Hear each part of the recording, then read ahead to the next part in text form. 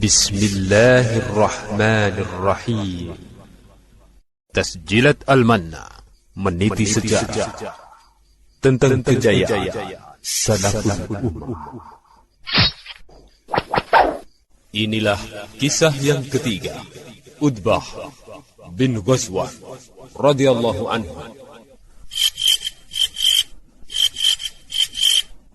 Malam itu, Amirul Mukminin Umar ibnul Khattab radhiyallahu anhu berusaha memejamkan mata di pembaringan beliau.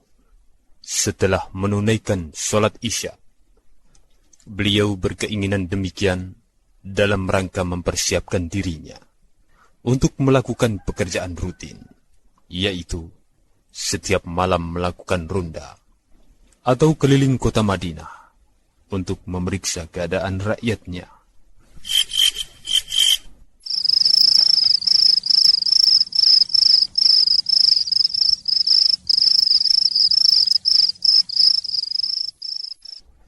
Akan tetapi, malam itu sepertinya rasa kantuk telah hilang dari sisinya, dikarenakan kedatangan seorang pembawa berita.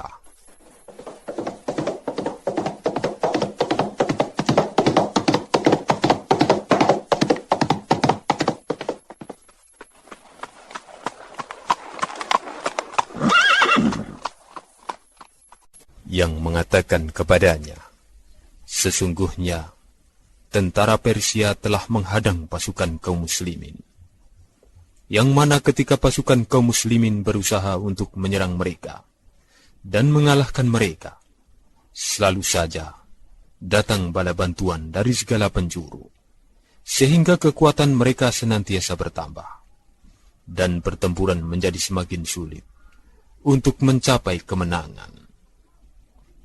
Dan dikatakan kepada beliau pula, sesungguhnya kota Ubulah merupakan sumber terpenting dari mengalirnya bala bantuan serta perlengkapan dan sarana musuh. Dengan demikian, maka Umar berkeinginan untuk mengirim pasukan guna mengalahkan dan menaklukkan kota Ubulah dan sekaligus memutus bantuan musuh dari kota tersebut. Akan tetapi, amat disayangkan, ternyata jumlah pasukan kaum muslimin yang masih tersisa di sisi Khalifah Umar tidak memadai untuk melakukan hal tersebut. Hal ini dikarenakan semua pemuda, orang-orang dewasa serta para orang tua telah menyebar ke segala penjuru dunia untuk mengajak manusia ke jalan Allah Subhanahu wa ta'ala. Sampai-sampai tidak tertinggal bersama Umar di Madinah, kecuali segelintir orang saja. Maka berusahalah Umar untuk menempuh jalan yang lainnya. Dan beliau pun mengatur strategi dengan keadaan yang demikian itu.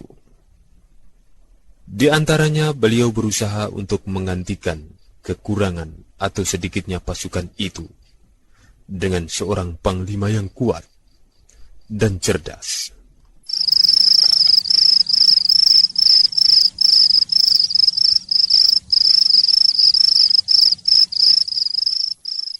Dan mulailah Umar membentangkan satu persatu di antara para sahabatnya di dalam benaknya. Kemudian dia memeriksa siapakah di antara mereka yang layak menempati kedudukan tersebut.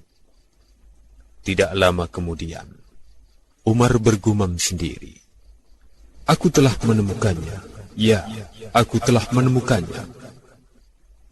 Maka berlalulah Umar menuju pembaringannya. Dalam keadaan beliau berkata, dia adalah seorang pejuang yang telah dikenal sepak terjangnya dalam perang Badar. Demikian pula Uhud, Khandaq dan yang lainnya. Demikian pula sepeninggal Rasul sallallahu alaihi wasallam.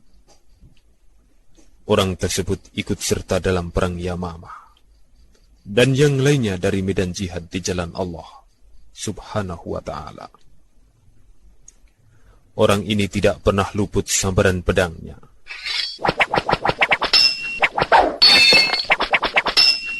Demikian pula lemparan anak panahnya.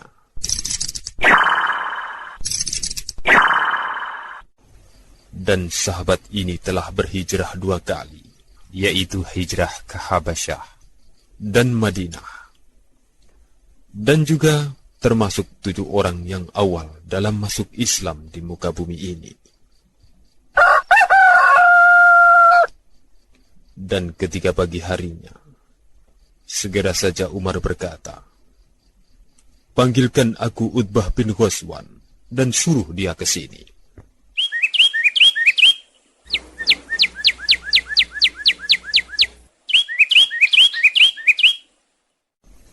Dan langsung saja Umar menyerahkan bendera kepemimpinan pasukan yang akan dikirim ke Ubulah ini kepada Utbah bin Ghazwan, beserta 300 lebih pasukan. Dan di samping itu, Umar menjanjikan untuk segera menyusulkan pasukan tambahan yang lainnya. Ketika pasukan yang kecil ini telah bersiap-siap untuk berangkat di atas kendaraannya, maka yang pertama kali mendapatkan nasihat perpisahan adalah panglima mereka, yaitu Utbah bin Ghazwan. Di antara wasiatnya adalah sebagai berikut. "Wahai Utbah, sesungguhnya aku telah mengarahkan pasukan ke negeri Ubulah, dan kota ini adalah salah satu benteng dari benteng-benteng musuh.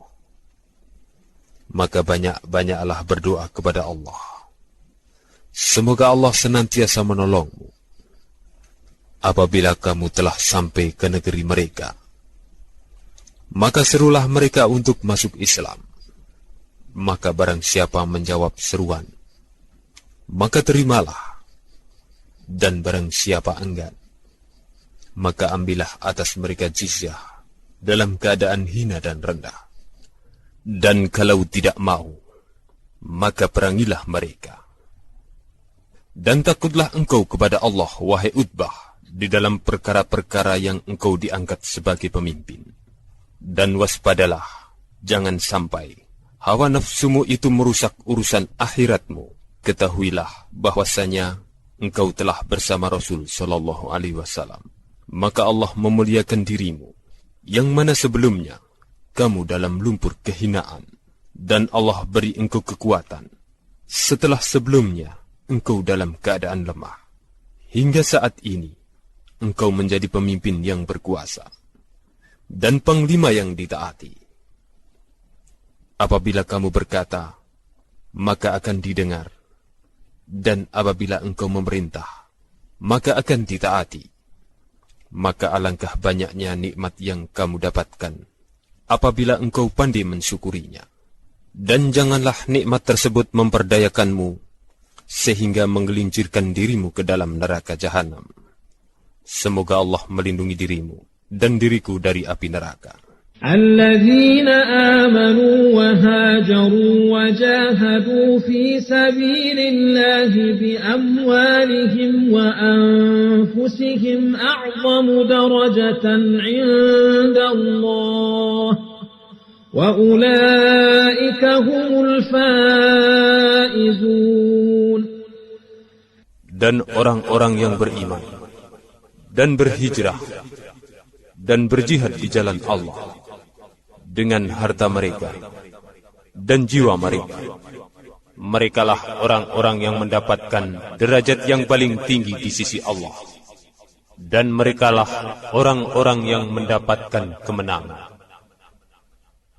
يبشرهم ربهم برحمة منه ورضوان وجنات لهم فيها نعيم مقيم.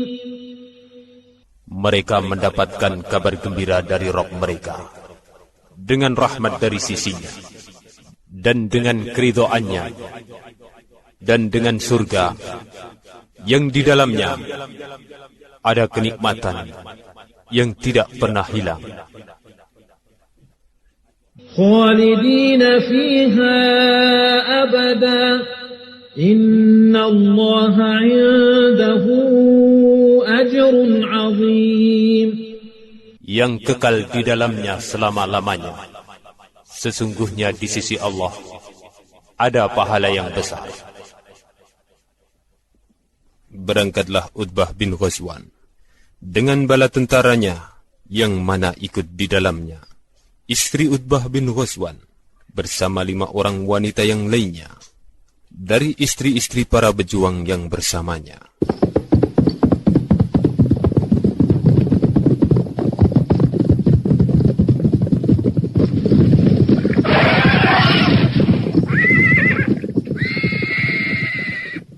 Sehingga sampailah rombongan ini di negeri Qasba, yang tidak jauh lagi dari kota Ubulah.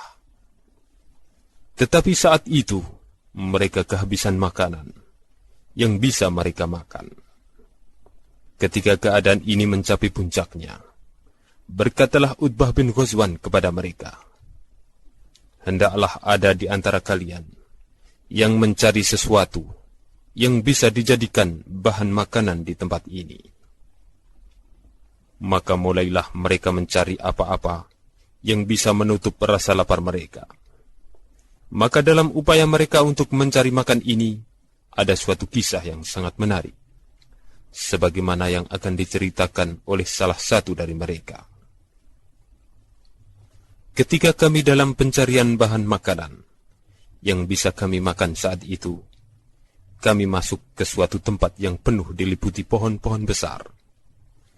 Kemudian kami menemukan di dalamnya ada 2 jerami, yang salah satunya menumbuhkan buah, dan salah satunya biji-bijian. Biji-bijian tersebut berwarna putih yang diselubungi kulit tipis yang berwarna kekuning-kuningan. Kemudian kami mencabut tanaman jerami tersebut untuk kami dekatkan kepada para pasukan untuk diselidiki. Salah satu dari kami tertarik dengan jerami yang padanya ada biji-bijian. Kemudian dia berkata, "Ini adalah racun yang sengaja dipasang musuh untuk mengelabui kita. Maka jangan dekati tanaman ini." Kemudian kami berpaling kepada salah satu tanaman kering tersebut yang tumbuh padanya buah, dan kami memberanikan diri untuk memakannya. Ketika kami dalam keadaan demikian, tiba-tiba ada salah satu kuda yang lepas dari ikatannya. Kemudian tidak sengaja langsung menghampiri tanaman tersebut, kemudian memakannya. Maka demi Allah, hampir saja kami ingin menyembelih kuda tersebut, supaya kita bisa mengambil manfaat dari dagingnya, sebelum ia benar-benar mati karena keracunan dengan tanaman tersebut. Dan datanglah kepada kami pemilik kuda tersebut, dan dia mengatakan, "Tinggalkan kuda tersebut, saya yang akan menjaganya malam ini. Nanti apabila saya dapati dia akan mati karena keracunan, maka aku sendiri yang akan menyembelihnya." Ketika esok harinya, kami mendapati ternyata kuda tersebut masih segar bugar, dan tanaman tersebut tidak mengandung racun sedikit pun. Maka berkatalah saudari perempuanku, "Wahai saudaraku, sesungguhnya aku pernah mendengar dari ayahku, bahwasanya beliau berkata, kalau racun itu tidak akan memudaratkan apabila tanaman itu diletakkan di atas api dan dimasak." Kemudian mulailah saudari perempuanku tersebut mengambil sebagian biji-bijian tersebut, lalu dimasukkan ke dalam periuk, lalu dinyalakan api di bawahnya.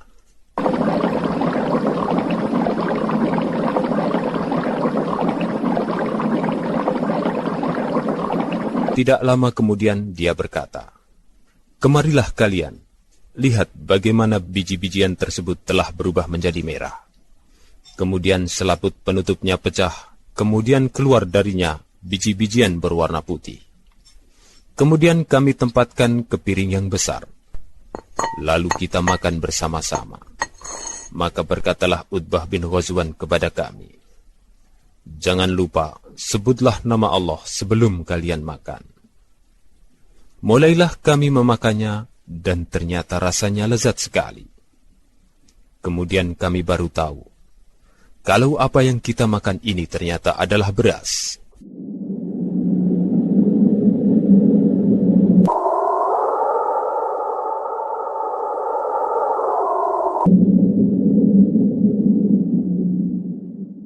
Ubulah yang merupakan sasaran dari serbuan Utbah bin Ghazwan dan pasukannya adalah sebuah kota kecil yang dibentengi. Terletak di sepanjang tepi sungai Dijlah, suatu sungai yang mengalir dari daerah Turki sampai ke Irak.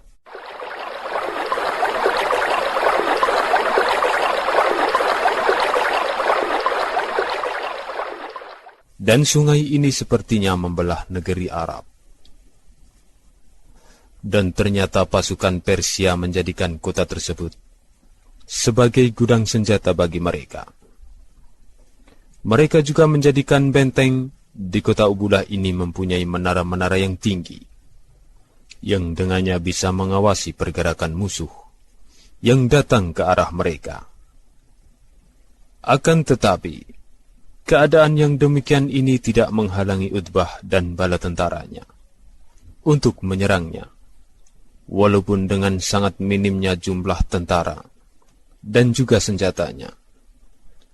Tidaklah terkumpul dari tentara Utbah bin Ghazwan ini, kecuali sekitar 600 orang saja, dan beberapa kaum wanita. Dan tidak ada pula senjata yang ada pada mereka, kecuali hanya pedang dan tombak. Maka keadaan yang demikian ini menuntut Utbah bin Ghazwan untuk menyusun siasat perang yang matang dari kecerdasan beliau. Mulailah Utbah bin Ghazwan untuk menyusun siasat perangnya. Beliau mempersiapkan bagi para wanita untuk membawa bendera-bendera yang ditalikan di atas ujung-ujung tombak. Lalu beliau memerintahkan kepada para wanita tersebut untuk berjalan di barisan yang paling belakang.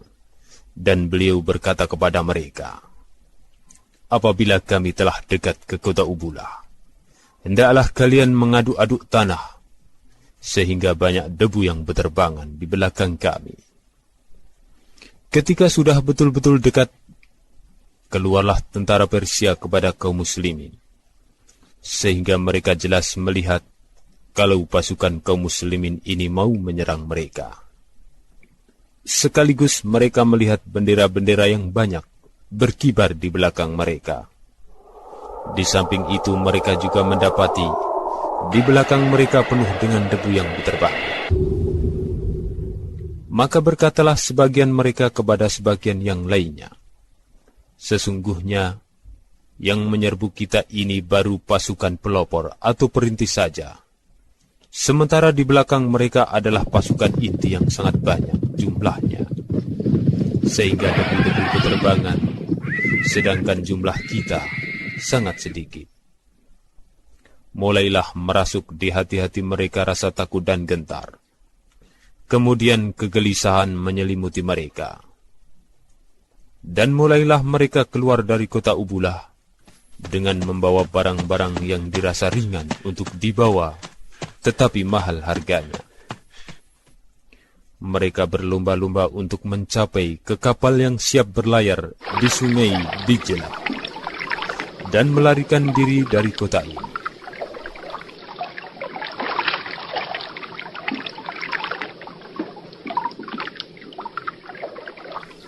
لأنتم أشد رهبة في صدورهم من الله ذلك بأنهم قوم لا يفقهون. Dan sungguh, rasa takut mereka terhadap kalian adalah lebih besar dari takut mereka kepada Allah. Hal itu dikarenakan karena mereka adalah orang-orang yang tidak memahami. Maka masuklah Utbah bin Ghazwan bersama pasukannya ke kota Ubulah, dengan keadaan tidak ada korban satupun dari pasukannya. Kemudian beliau juga mengalahkan dan membuka negeri-negeri maupun kota-kota yang dekat dengan kota Ubulah. Dan mereka mendapatkan ghanimah yang sangat banyak, sehingga tidak mampu lagi untuk menghitungnya. Sampai sesungguhnya ada salah seorang dari pasukannya yang kembali ke kota Madinah. Maka bertanyalah seseorang kepadanya, bagaimana keadaan kaum muslimin di kota Ubulah? Maka dia berkata, "Tentang apa yang kalian tanyakan? Demi Allah, telah aku tinggalkan mereka dalam keadaan sedang menimbang emas dan perak." Demi mendengar ini, segera saja orang-orang ramai untuk menuju kota Ubulah.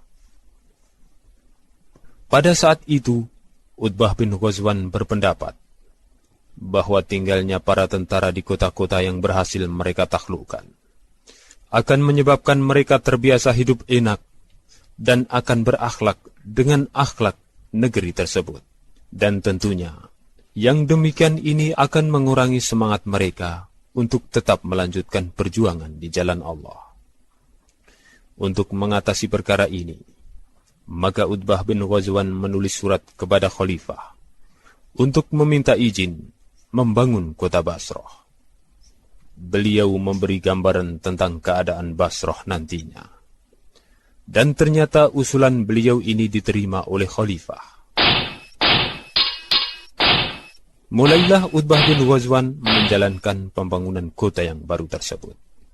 Dan yang pertama kali beliau bangun adalah masjid. Dan sungguh, Utbah bin Ghazwan melihat bahwasannya dunia telah betul-betul datang kepada kaum muslimin di Basrah, sehingga perkara ini mampu menggoyahkan jiwa seseorang, yang mana tentunya para pasukan ini pada waktu yang lalu belum pernah mengenal makanan yang lebih lezat dari beras, yang mana untuk mendapatkannya harus merebus dulu supaya terkelupas dari kulitnya. Namun sekarang, sungguh mereka bisa merasakan aneka macam menu hidangan orang-orang Persia yang sangat lezat dan tidak pernah mereka dapatkan di negeri mereka. Maka mulailah Utbah bin Ghazwan merasa takut kalau perkara-perkara dunia ini bisa merusak agamanya. Beliau takut kalau segala kenikmatan dunia yang dapat mereka rasakan ini merupakan balasan amalan mereka yang disegerakan di dunia ini. Maka dikumpulkanlah para penduduk Basrah untuk beliau nasihati dalam khutbah yang beliau sampaikan di Masjid Kufah. Beliau mengatakan, "Wahai sekalian manusia, sungguh dunia ini telah mulai mengumumkan bahwa dirinya akan segera binasa, dan kamu sekalian akan meninggalkan dunia ini menuju kepada negeri yang tidak akan pernah ada habisnya, kekal abadi. Maka berpindahlah kalian ke negeri tersebut dengan membawa sebaik-baik amalan kalian. Dan sungguh, kami dulu para sahabat Nabi di awal Islam, betul-betul pada puncak kelaparan, dan tidak ada makanan bagi kami, kecuali sebuah daun pepohonan yang apabila kami makan, maka tergoreslah bibir-bibir dan lidah-lidah kami, karena tajamnya daun tersebut. Dulu sungguh aku hanya berselimut dengan sebuah kain pada suatu hari. Kemudian karena tidak ada kain yang lain, maka aku membagi kain tersebut bersama Sa'ad bin Abi Waqqas. Aku menjadikan setengah kain tersebut sebagai sarung. Demikian juga Sa'ad bin Abi Waqqas. Akan tetapi, hari ini kami mendapati tidaklah salah satu dari kami, kecuali dia dimuliakan untuk menjadi amir atau pemimpin di berbagai pelosok negeri. Dan aku berlindung kepada Allah untuk merasa diri besar di sisi manusia, tetapi kecil di sisi Allah. Kemudian beliau meminta salah seorang dari mereka untuk menjadi penggantinya, memimpin di tempat ini, mengucapkan kata perpisahan, dan kembali pulang menuju kota Madinah.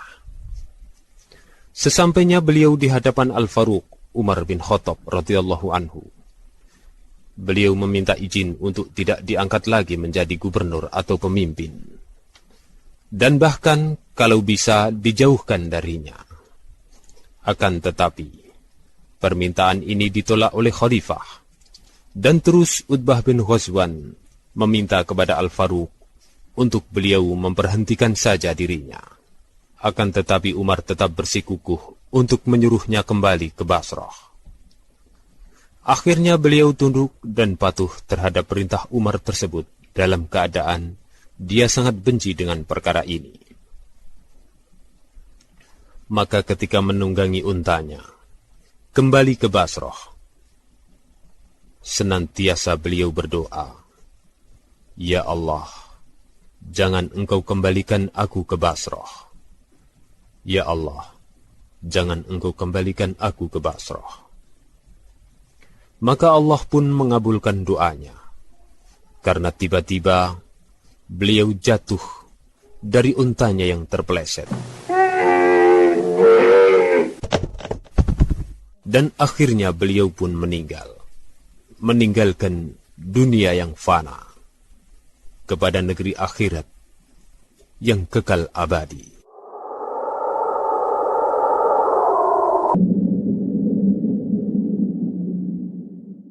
Inna Allah ashtara minal mu'minina anfusahum wa amwalahum bi anna lahumul jannah yuqatiluna fi sabilillahi fayaqtuluna wa yuqtalun وعدا عليه حقا في التوراة والإنجيل والقرآن ومن أوفى بعهده من الله فاستبشروا ببيعكم الذي بايعتم به وذلك هو الفوز العظيم.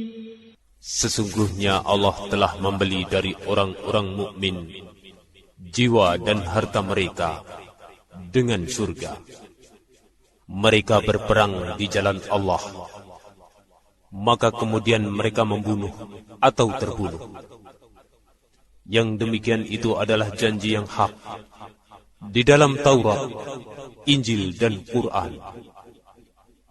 Dan siapakah orang yang lebih menepati janjinya dari Allah? Maka hendaklah kalian bergembira dengan apa yang telah kalian jual kepada Allah. Dan itulah kemenangan yang besar.